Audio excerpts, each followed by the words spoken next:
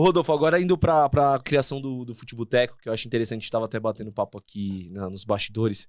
Queria que você contasse como foi montar esse projeto, né? E como ele se transformou, como você estava falando, né? Uhum. Esse projeto ele foi maturando e se transformando ao longo do caminho. Ele chegou naquilo que você desejava hoje?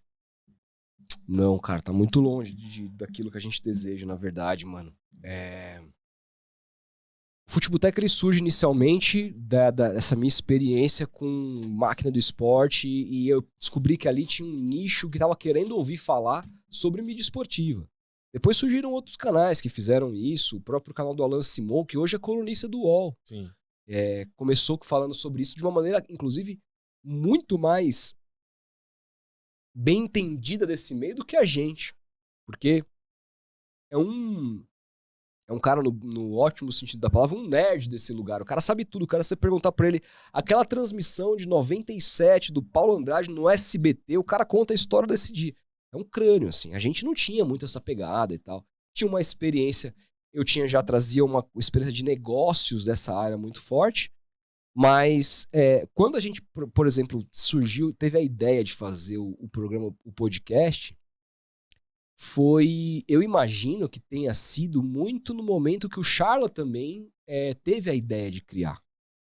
A diferença é que o Charla entrou muito antes que a gente, porque eles conseguiram, de alguma maneira, um estúdio para gravar. A gente não tinha receita para isso. Naquela época, os estúdios de podcast não eram uma coisa como existe hoje esse estúdio aqui. Sim. Você procura, vai na internet, tem uma série de opções para você gravar. Você chega lá, você não precisa de equipamento.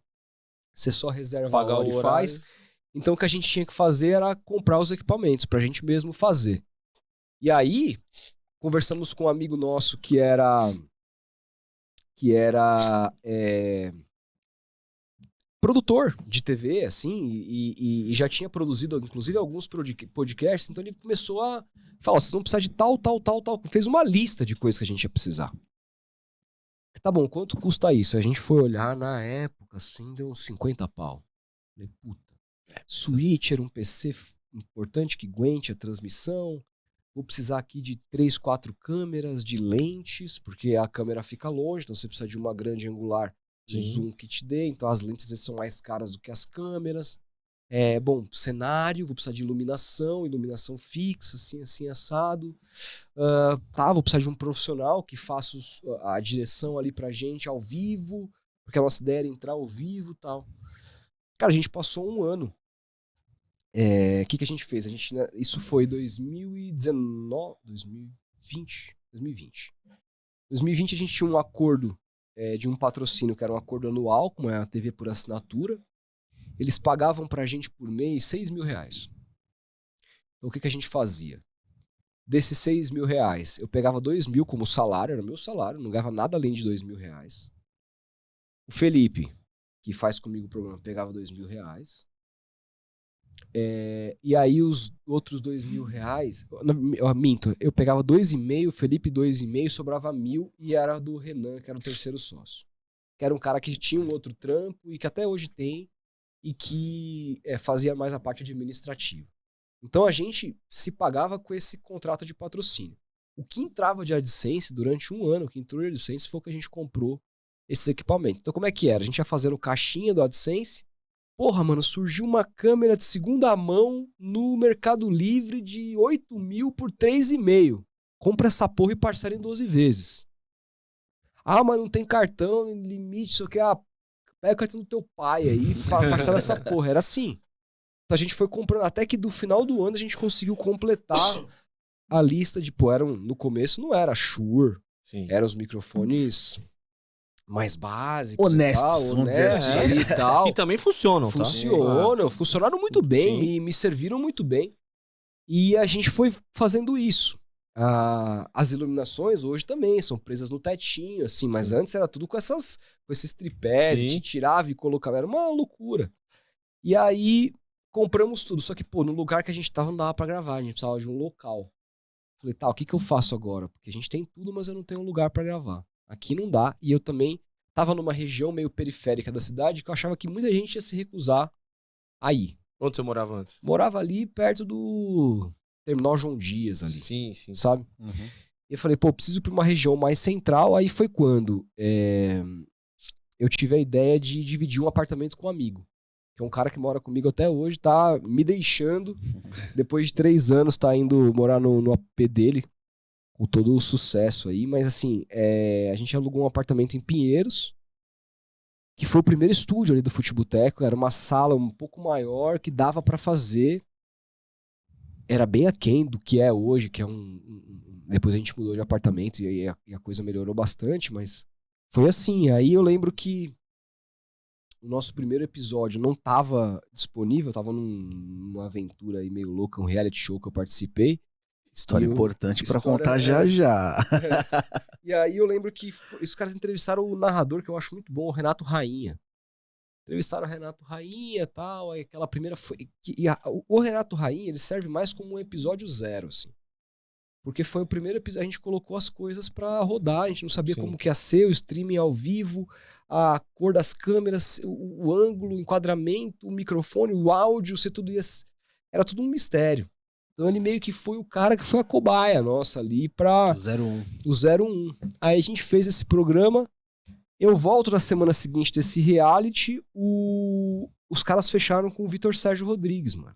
Nome grande. Cara. Eu não fiz a entrevista com o VSR. Eu não fiz, eu estava nos bastidores, eu estava lá no estúdio, mas eu falei, cara, eu não tenho condições de fazer. Ah, por quê? Porque eu falei, cara, eu tô um mês confinado. E a gente não tinha acesso ao celular, a gente não tinha acesso... Eu não sabia nada. Imagina você ficar um mês, imagina, você não acompanha nada de futebol. É loucura. Nada. Uma semana já muda muita coisa. Não, mano, um mês, velho. Imagina, você não sabe nada, mano. Você não sabe quem comprou ciclano, quem fechou, quem tá... Sabia nada, cara. Você vai olhar primeiro teu time ali, ver como é que tá no campeonato e tal, os jogos. Mas eu falei, pô, vai que tem um assunto do momento e eu vou ficar boiando. Eu não quero isso. Eu gosto de me preparar bem pras entrevistas. E aí o Renan me substituiu, foi super bem e foi uma puta entrevista, mano. Uma entrevista que o Vitor Sérgio se emociona, inclusive falando do Léo Bertozzi, numa comida de rabo que o Léo Bertozzi deu nele, num texto, se eu não me engano, no blog da ESPN, de uma deselegância que o VSR teria cometido com o Adebayor e tudo mais. Eu vi esse vídeo, esses dias veio pra mim esse corte. Mano, e esse corte foi do nosso segundo, olha que loucura, Que véio. loucura, mano. O bagulho até hoje recomendo, assim. Sim, sim. E assim, ali naquele programa, e assim, pensa que a gente tava começando um canal que era, a gente tinha o Futeboteco, né, que era esse canal mais voltado pra mídia esportiva, a gente cria o Tomando Uma Com, que não era, a gente depois cortou o nome, mas era Tomando Uma Com e o Comando Uma Com Cortes. 2 canais zerados no YouTube, então ali a gente não sabia o que ia ser. A entrevista o Vitor Sérgio, cara, as views foram absolutamente gigantes, assim. Mesmo num canal que não tinha inscrito, o YouTube recomendou, é o algoritmo, né? A galera foi curtindo, foi assistindo, foi compartilhando, o YouTube foi entendendo que era um conteúdo relevante e recomendando. Aí depois já veio Rafa Oliveira, Flavinho Gomes, e foi vindo gente grande pra caralho, um atrás do outro. Aí veio Trajano, aí foi vindo todo mundo. Aí, cara, nisso, o canal foi virando. Aí a gente fechou o primeiro patrocínio, na época com a KTO. A gente ficou 2 anos e meio com a KTO. Esse primeiro contrato foi um contrato de 6 meses. Era um valor que pra gente naquela época era bem, bem legal, assim, que nos deu uma possibilidade. E assim, a gente foi crescendo. Nisso, o Futeboteco, aquele canal foi ficando pra trás. A gente foi focando cada vez mais no podcast. Só que a nossa ideia nunca foi, cara, ser o Charla, ser um canal só de podcast. Fazer, tudo que for de programa a gente vai fazer presencialmente, ao vivo, com produção, do jeito que tá aqui agora. Não, cara, a gente queria fazer outras coisas, a gente queria fazer lives, a gente queria fazer...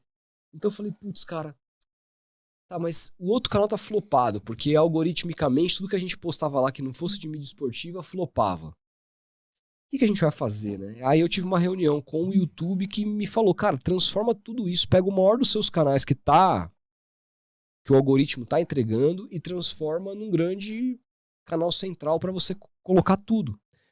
E aí foi quando a gente decidiu fazer essa mudança de transformar. A gente pegou o canal de cortes na época, que era o Tomando Uma Com Cortes, transformou num Futeboteco da nova era. E aí já tem a gente contratou o Lucas para fazer atualizar toda a parte gráfica nossa, mudar nosso logo, mudar nossa identidade visual. As thumbs que a gente fazia eram todas elas muito simples, né? Então ali a gente botou umas thumbs mais legais para identificar. Então a gente ali transforma o Tomando Uma Com num programa dentro do Futeboteco, abre espaço para fazer outras coisas. Foi a partir daí que eu comecei a gravar vídeo de opinião. Os meus primeiros vídeos sobre o Santos foi no Futeboteco. Muito antes de eu ter canal próprio, de eu ter trabalhado junto com o Edu do canal Futirinhas do Vem Pro Peixão, eu fazia vídeos do Santos no canal e dava muita visualização. Pegar o vídeo que eu gravei do Santos do rebaixamento, ou outros tantos. Eu tava vendo outro dia, que eu fui relembrar, que tava vendo que o Tassiano tava tentando, o Santos tava tentando negociar ele com o Atlético Paranaense, e eu lembrei do vídeo que eu gravei, que é no dia da contratação. O título do vídeo era Tassiano é caso de impeachment. E não era muito difícil, né, de prever. Um cara de mais de 30 anos, custando 32 milhões de reais. Bala, né? O cara nunca foi titular absoluto de time grande nenhum. Desculpa o Bahia. O Rogério Ceni ama ele, só não sabe, surpreende entendeu? o Cueva. Eu acho que só não surpreende a contratação do Cueva. Mas Então, mas aí eu falo, pô, era um negócio inacreditável. O cara vindo ganhando 800 mil reais por mês. Que isso? É um escárnio. E aí eu fui buscar esse vídeo. Eu falei, onde que eu gravei esse vídeo? Ah, foi no Futeboteco. Eu fui ver lá, tinha 60 e poucas mil visualizações. Então, assim, era um canal que tudo que a gente faz tem alguma resposta. A gente faz hoje live de manhã lá, o Bom Dia Futeboteco. Aí a gente todo dia solta uns 4, 5 cortes. 3, 4, 5 cortes. E tem visualização relevante. Então é um público que nos abraçou assim, algoritmicamente nesse canal. Mas ainda é muito longe do que eu gostaria que fosse, cara.